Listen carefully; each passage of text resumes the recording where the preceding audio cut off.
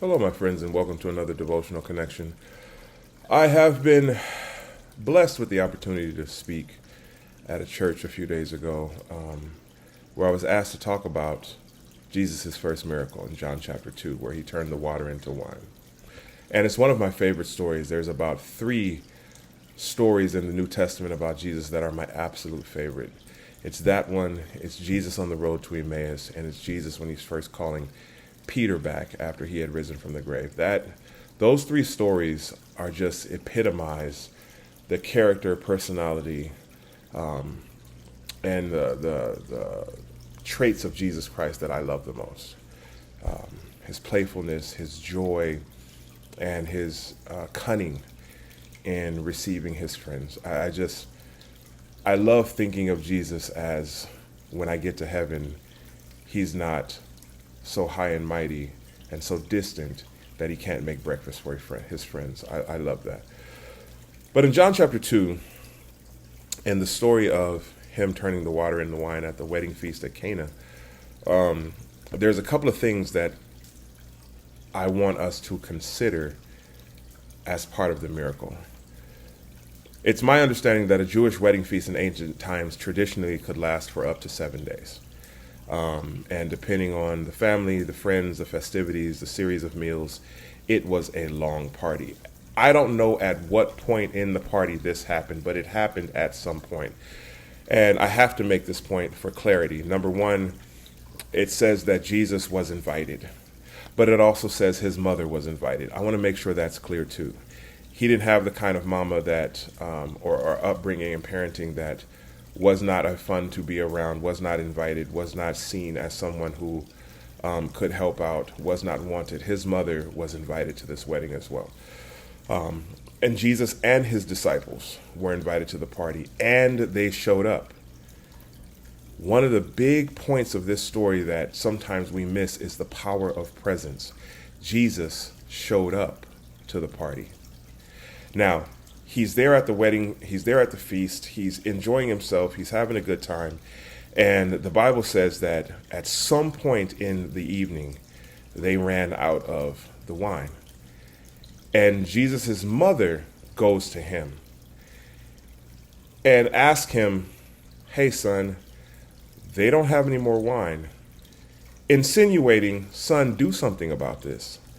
I know who you are." And he says, "Woman, why do you involve me? My hour has not yet come." And then his mother says to the servants, "Do whatever he tells you."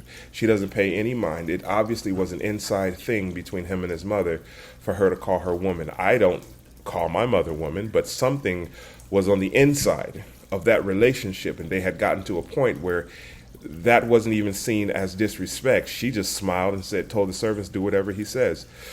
The Bible goes on to tell you that he made about 180 gallons of wine. They filled 6 stone jars.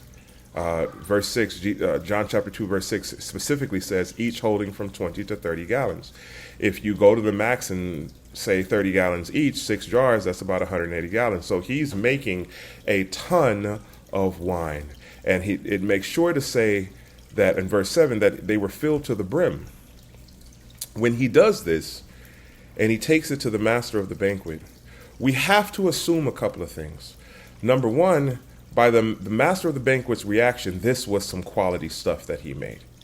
He even goes on to say, everybody brings out the choice stuff first, but you bring out and then brings the cheaper stuff out when everyone's had their fill and had too much to drink. But you saved the best till now. So this apparently was late into the party. And by the way, guess who's still there? Jesus and his disciples.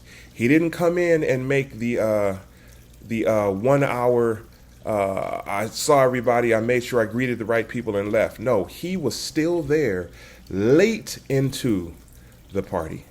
He wasn't a fuddy-duddy. He wasn't boo-hooing. He wasn't frowning at people. He was enjoying himself at the party. And then he handles this issue for this family that could have been a huge social faux pas and could have caused some distress for a long time to come.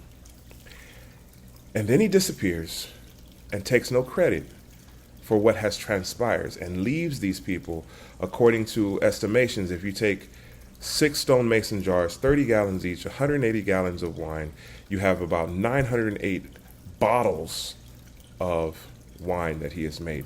But that's not the part that I want to focus on right now.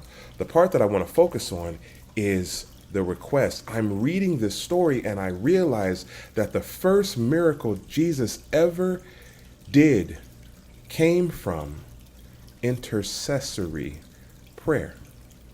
What is intercessory prayer? We intercede on someone else's behalf. Who interceded? His mother, who was invited to the party.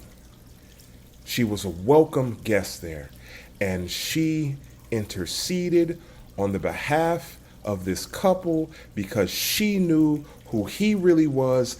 They did not know. He had not made himself known yet, but she knew.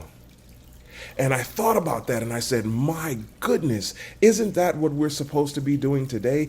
Interceding for people who don't know who Jesus is? We get really hung up on interceding for each other when our prayer requests go up and it's our family and it's our friends, and you should pray for them. But isn't it even better to pray for those who don't know him at all? Isn't that the best form of loving your enemies? And I didn't say pray at them. I said pray for them. We need to be praying more. If Satan is the wisest being ever created, how much more wise is, and I said that wrong. I know I did. How much more wise is his creator? His creator specifically wanted us to know that the first miracle that he ever performed during his human life came from intercessory prayer. And I think that's important for us to know. That's important for me to know. And I need to be interceding more for people who don't know him. Just my thought for the day. I wanted you to hear it. Talk to you again soon.